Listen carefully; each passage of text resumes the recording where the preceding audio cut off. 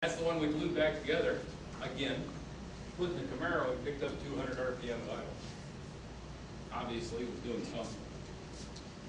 Was there enough gas there to make that thing run 200 RPM more? The answer is no. Matter of fact, if we took the gas output from that thing and cut off the gasoline, it wasn't enough to make the engine fire. Even cranking it over, not even run, it wouldn't even fire. But it was enough to enhance it enough that we picked up 200 RPM. So that's the, of course, one of the guys, Mr. Nichols, built one in a bucket. Large plates, temporary, and created enough gas that we had an 8 horsepower Tecumseh engine sitting out of our alt fuel area running on the hydroxy gas alone. But we were making quite a large volume of it, and it was idling. It wasn't enough that you could rev it up and go mow the grass or anything, but we had it running about 10 minutes off of hydroxy gas alone. Idling. So if you produce enough, yeah, you can do those things. Now we get to the dry cell. Dry cell right now is the best. Is it dry? No. No, it really isn't. Matter of fact, up here we've got, let's grab a wet cell. This one, we're going to pass this around. This is a mock-up so you guys can see it better. Will this one produce gas if we ask it to? The answer is yes. Okay? In its present state, it won't. We have some positive plates and we have some negative plates.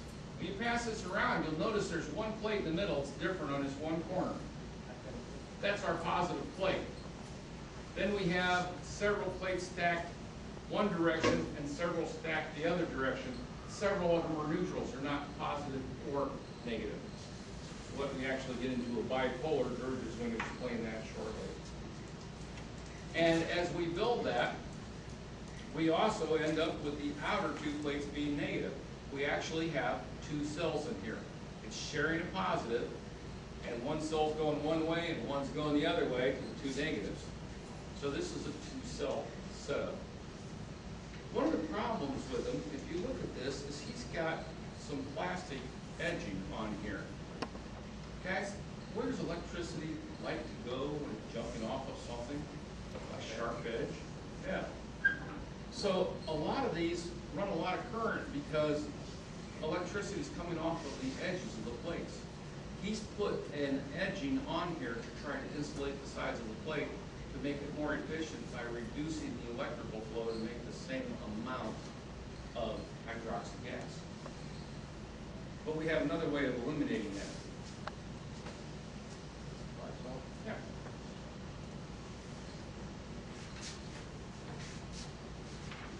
There's another plate. There's another, this is similar to what's in there. This is a wet cell. This one has no edging on it. You get a lot of current leakage across the edges of the plates. And if you're putting current into it, you want that current to create gas. You don't want it just leaking and doing nothing. When it leaks across there, it makes heat. So hence we're trying to solve the problem a little bit with that design. Better design yet is don't let the electrolyte hit the edges of the plate at all. So we have this design, which pictures are up there. In this design, we have plates that are separated by gaskets. Fluid flows through holes in the bottom of the plates, comes in at the bottom. The gas is formed at the top. The gas comes out the top holes. The edges of the plates are never under electrolyte. So the edges are dry, and they call it a dry cell. It's not really dry, the inside of it is still wet. We reduce current leakage immensely with this design. However, with this design we still have the holes in place. We do get current leakage at each of these holes, which reduces our efficiency. We're working on designs now with solid plates with no holes in them at all, attempting to totally eliminate current leakage.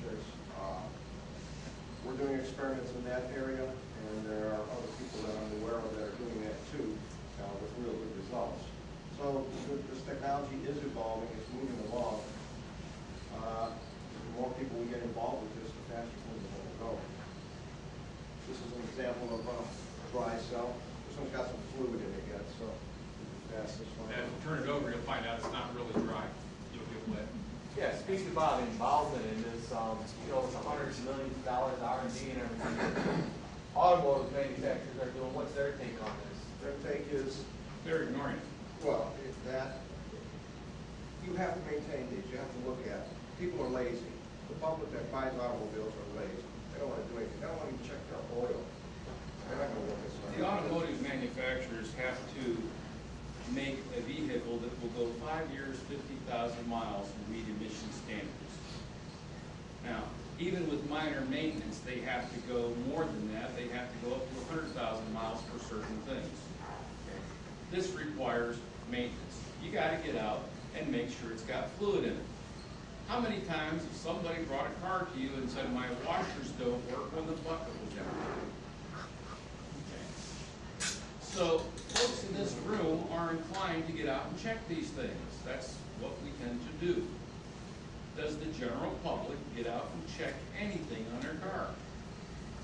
So with that in mind, how can the manufacturer build something where you have to have the proper solution and you fill this thing up periodically, every couple tanks of gas perhaps? You're going to fill this thing up and top it off. The average person driving a car in America simply isn't going to do that. And because of that, the manufacturers are not going to use this technology.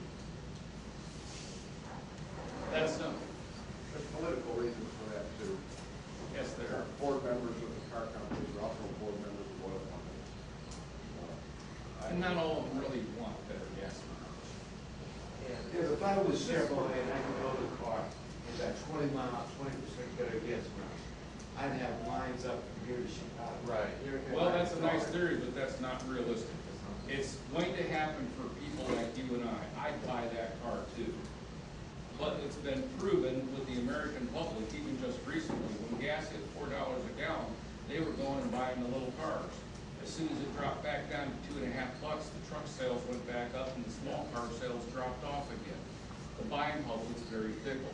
For people who are intelligent and have a little foresight, they're making correct statements. And people in this room are going to think about that. The general public Could you put a doesn't. big tank in there, meter it in, big cell? Yeah. But you can only go so big on your tank. You're going to take up interior room or trunk room or something. And it still has to be built.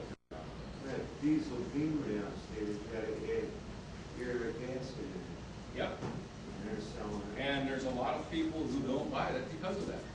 It's only once a year.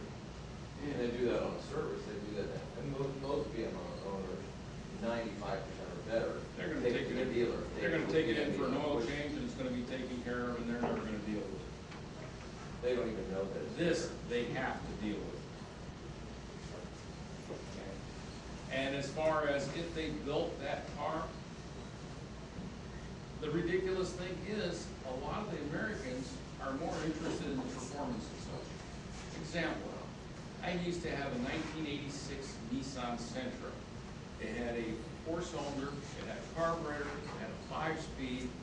It got 35 miles a gallon. I didn't do anything with the car, I just drove it. Got 35 miles a gallon.